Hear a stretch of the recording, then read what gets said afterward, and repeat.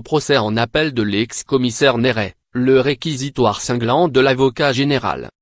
La demande d'interdiction des droits de l'ancien numéro 2 de la police judiciaire de Lyon, ponctue un réquisitoire particulièrement cinglant. Je vois mal cet homme bénéficier du droit de vote, ou porter la Légion d'honneur, avance l'avocat général Jean-Christophe Mulet. L'ancien chef de la brigade anti-gang de Lyon avait obtenu la Légion d'honneur en 2004, des mains de Nicolas Sarkozy, ministre de l'Intérieur de l'époque, à la suite de l'arrestation de détenus en fuite.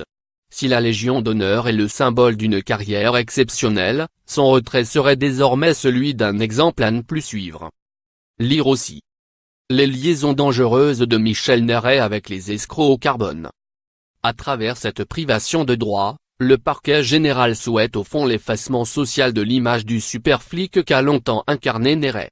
Il a brisé non seulement sa vie, sa carrière, il a brisé une sorte de modèle qu'il aurait pu représenter, dit Jean-Christophe Mulet. Pour le magistrat, chaque profession produit des archétypes, imprimés dans l'imaginaire collectif, capables de tirer les autres vers le haut. Néret aurait pu être de ceux-là. Il a tout gâché. La conception très singulière du métier de policier est au cœur de ce dossier, estime l'avocat général, désireux de mesurer l'impact de l'affaire Néret sur l'institution policière. En ironisant sur la PJ d'antan et la police à la Vidocq, le ministère public tient à tracer les frontières de la pratique policière. Assez simplement, finalement, légal ou illégal. Certes, le métier de policier peut s'avérer complexe, en particulier en matière de stupéfiants, mais les zones grises sont prévues par plusieurs dispositions sur les informateurs ou les infiltrés, estime l'avocat général, délivrant en substance le message suivant: Néret a perdu le sens du devoir dans l'exercice tout personnel de son métier. Dans le réquisitoire, il reste de l'emblématique commissaire un portrait au vitriol. Celui d'un homme pris à son jeu, enfermé dans sa toute-puissance. L'avocat général fustige une conception assez dévoyée, totalement individuelle, égocentrique, autocentrée, marquée par une complaisance vis-à-vis de lui assez hallucinante. Sa carrière n'est sans doute pas réductible à cette période-là, nuance Jean-Christophe Mulet.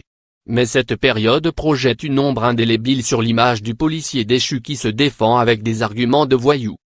Le magistrat dresse la liste des cadeaux reçus, en échange des interventions et des renseignements fournis par le fonctionnaire. Il calcule ses retraits d'argent liquide, compare les années 2011 et 2010, et conclut que des compensations venaient forcément de ses relations coupables.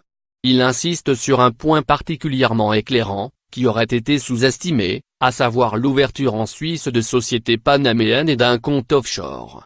Proposé par Gilles Bénichou, activé par son cousin Stéphane Alzera, ce compte, réceptacle de toutes les gratifications promises, représente le stade ultime de la corruption du commissaire, selon l'accusation.